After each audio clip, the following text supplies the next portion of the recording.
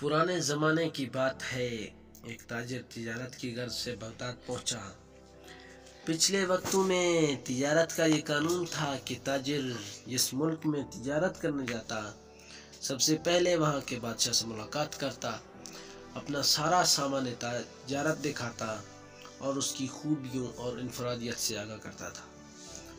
चुनाचा उस ताजिर को भी बगदाद पहुँचने के बाद बादशाह के हुजूर पेश कर दिया गया। ताजिर ने बादशाह के हुजूर तहाइफ पेश किए। फिर माले तिजारत निकाला और एक एक चीज़ की खूबी बयान करते हुए दिखाने लगा। हुजूर, ये पानी से चलने वाली घड़ी है जो मैंने यूनान से खरीदी है। ये कालीन है जो मैंने ईरान से खरीदा है। ये ख़ास रेशम के तार से बना है। ये कलम वाला खता फरमाइए जो मैंने जापान से बहुत महंगे दामों खरीदा है। ताजिर ने एक एक माल की अहमियत बयान की। बादशाह ने मुस्कुराते हुए कहा, बहुत खूब, तमाम चीज़ें बहुत उम्दा नायाब हैं जो तुमने ईरान, यूनान और जापान से खरीदी हैं। लेकिन ये बताओ कि तुम्हें हिंदुस्तान में हमारे शायान शान कोई चीज़ नजर आई है?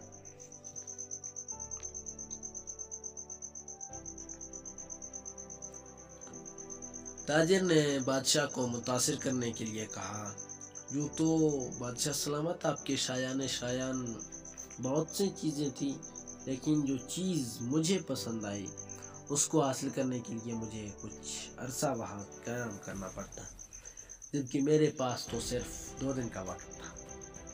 बादशाह ने पूछा, अच्छा, वो क्या चीज़ थी?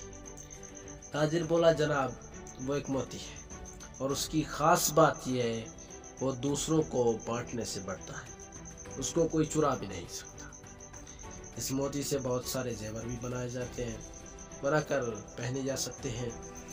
बादशाह बहुत मुतासिर हुआ और कहने लगा, मैं उसे हासिल करना चाहता हूँ। उसने फ़ौरन अपने एक ख़ास वज़ीर को माओ सामान और सवारी इस हदायत के साथ रुखसत किया कि अब वो मोती लेकर ही लौटे। वज़ीर अपने मकसद के लिए निकल पड़ा। जंगलों, समंदरों, पहाड़ों और सहराओं, गर्ज ये कि हर जगह की खाक छान मारी। वादी वादी घूमा, शख्स से इस नादर व नायाब मोती का पूछा, मगर सबने यही कहा कि ऐसा कोई मोती नहीं है जो चोरी ना हो सके, उससे बहुत सारे जेवर बनाए जाएं। लोग उसकी बात सुनकर हंसते और कहते, मुसाफिर पागल हो गया है। यूं ही महीनों बीत गए, नाउमीदी के साए गहरे होने लगे, लेकिन बादशाह के सामने नाकाम लौटने का खौफ उसको चैन नहीं लेने दे रहा था।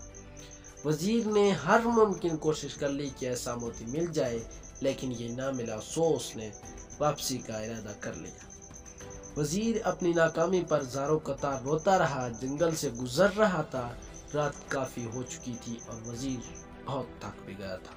एक दरख्त के पास आराम के इरादे से लेटा ही था कि इसी लम्हे एक रोशनी अपनी जानिब बढ़ती हुई नजर आई। पहले तो वजीर डर गया, मगर फिर एक आवाज़ ने उसको हौसला दिया, अरे नौजवान, जरो मत, मैं अच्छी परी हूँ, बता तेरे साथ क्या मसला है? तू मुद्दतों का थका हुआ मुसाफिर मालूम होता है, बता मैं तेरी क्या मदद करूँ? वजीर ने अपनी दास्तान कह सुनाई कि उसे जिस मोती की तलाश थी वो कहीं नहीं मिला। अब अच्छी परी वजीर के सामने आ चुकी थी और वो वजीर की बात सुनकर बेसाख्ता हंसने लगी। फिर बोली, अफसोस कि तूने अक्ल से काम ना लिया और महज एक मोती की तलाश में महीनों मारा मारा फिरता रहा। वजीर बोला, अच्छी परी, मैं तुम्हारा मतलब नहीं समझा। वो बोली, भले आदमी, वो मोती दरअसल इल्म का मोती है, लेकिन तू उसका ज़ाहिरी शक्ल तलाश करता रहा।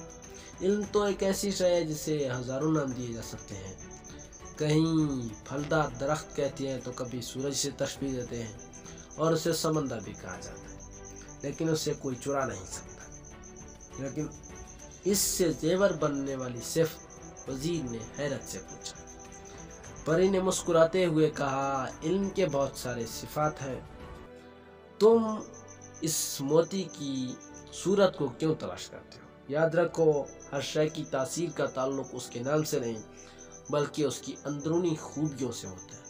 اس طرح علم بھی ایک نایاب موتی ہے کہ جس سے یہ حاصل ہو جائے وہ اس سے ایسے ہی سج جاتا ہے جس سے انسان زیور پہن کر سجتا ہے اور اسے کوئی چرا نہیں سکتا، بلکہ یہ تو بانٹنے سے بڑھتا ہے، گھٹتا نہیں ہے۔ وزیر بڑے غور سے پری کی بات سن رہا تھا اور بالآخر اس بات کا قائل ہو گیا کہ واقعی علم ایک ایسی موتی کہ جس کے پاس ہو وہ دراصل دنیا کا سب سے قیمتی زیور کا مالک بن جاتا ہے۔ وزیر نے پری کا شکریہ ادا کیا، جس کے بعد اچھی پری وہاں سے غائب ہو گئی۔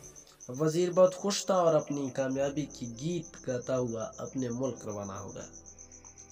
وہاں پہنچ کر اس نے بادشاہ کو علم کی موتی کے بارے میں بتایا اور سمجھایا کہ بادشاہ بھی پری کی بات کا قائل ہو گیا